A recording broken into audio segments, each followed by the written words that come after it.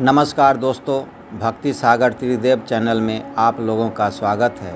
आज का विषय है संकट में भगवान की परीक्षा मत लो, खुद की श्रद्धा को देखो।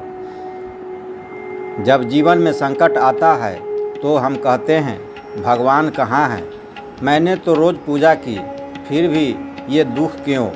लेकिन शायद हम भूल जाते हैं कि संकट ईश्वर की परीक्षा नहीं है बल्कि हमारी श्रद्धा की परीक्षा है।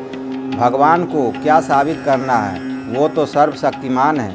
सवाल ये नहीं है कि वो मौजूद है या नहीं, सवाल ये है क्या हम उन पर भरोसा रखते हैं या नहीं। भाग 1।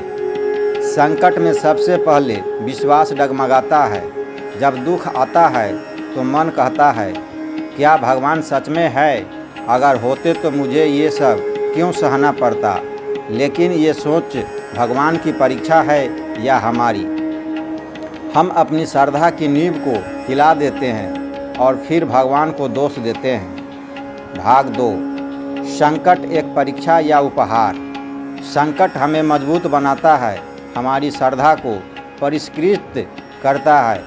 सोने को तपाकर ही कुंदन बनता है, कांटे चुभे बिना फूल नहीं खिलते। भगवान कभी दुख नहीं देते, वो तो परीक्षा लेते हैं ताकि हम उनके और भी करीब आ सके। भाग 3। पवित्र शास्त्रों से प्रमाण, रामायण से उदाहरण। जब भगवान राम को 14 वर्षों का वनवास मिला, क्या उन्होंने ईश्वर से पूछा क्यों? नहीं, उन्होंने विनम्रतापूर्वक स्वीकार किया और धर्म के पथ पर आगे बढ़े।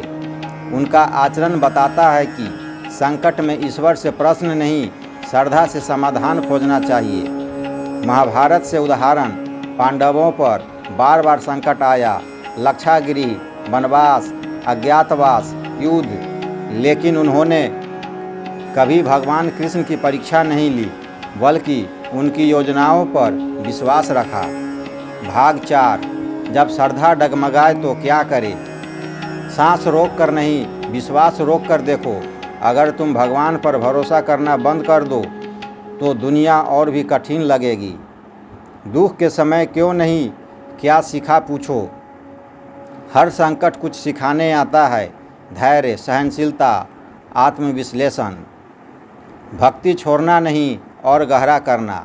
संकट में भक्ति से ही राहत मिलती है, भगवान को नहीं खुद को समझाने की ज़रूरत होती है। भाग 5। संकट में कैसी हो श्रद्धा। श्रद्धा वो दीपक है जो तूफान में भी बुझता नहीं। श्रद्धा मीरा जैसी होनी चाहिए, जिनके सामने विष का प्याला रखा गया लेकिन उन्होंने भगवान का नाम लिया और वो विष भी अमृत बन गया।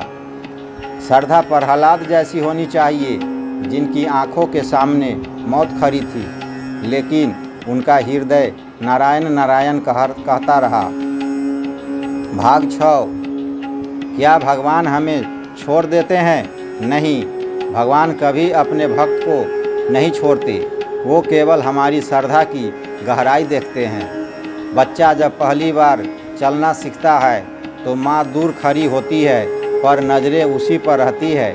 वैसे ही भगवान दूर लग सकते हैं पर वो आंखें हमसे कभी हटती नहीं। भाग 7। एक कहानी, बाढ़ में फंसा भक्त। एक बार एक गांव में बाढ़ आ गई, सब लोग भाग गए लेकिन एक भक्त ने कहा मैं कहीं नहीं जाऊंगा, भगवान मुझे बचाएंगे।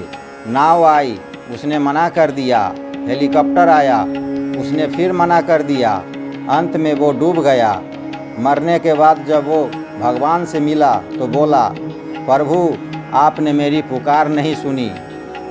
भगवान बोले मैंने सुनी थी, मैंने नाव भेजी, हेलीकॉप्टर भेजा, लेकिन तुमने मेरी मदद को पहचानने से मना कर दिया। संदेश यह है भगवान मदद भेजते हैं लेकिन हमें अपनी श्रद्धा और दृष्टि साफ रखनी चाहिए। भाग 8। क्या करें जब संकट आए? भगवान की परीक्षा न ले, खुद की श्रद्धा को टटोलें। हर दिन 5 मिनट मनन करें, क्या हम भरोसा रख रहे हैं? भक्ति को और मजबूत करें, कीर्तन जप ध्यान से। परेशान होकर नहीं, भगवान को थाम कर चले। संकट में सेवा करे, वो भगवान को अत्यंत प्रिय हैं। भाग 9 भक्तों के लिए प्रेरणादायक पंक्तियाँ। जब संसार में कोई नहीं दिखे तब समझो भगवान पास है। श्रद्धा कमज़ोर हो गई तो भक्ति व्यर्थ हो जाएगी, इसलिए भरोसे का दीपक जलाते रहो। भगवान को मत कहो मेरा संकट कितना बड़ा है, संकट से कहो मेरा भगवान कितना बड़ा है। संकट जीवन का हिस्सा है, लेकिन उस समय ईश्वर की परीक्षा नहीं, अपनी भक्ति की परख करनी चाहिए। भगवान हमारे कर्म, हमारी श्रद्धा और समय का मेल देखते हैं, तब जाकर फल देते हैं। इसलिए याद रखिए, भगवान को कभी दोष मत दो, क्योंकि वो तब भी काम कर रहे होते हैं जब हम हार मान लेते हैं। अगर आप भी कठिन समय में विश्वास बनाए रखते हैं तो नीचे कमेंट में लिखिए, मैं प्रभु पर अटल श्रद्धा रखता हूँ। वीडियो को लाइक करें, शेयर करें और चैनल भक्ति सागर त्रिदेव को सब्सक्राइब ज़रूर करें। हर दिन एक नई भक्ति प्रेरणा के लिए जुड़े रहें।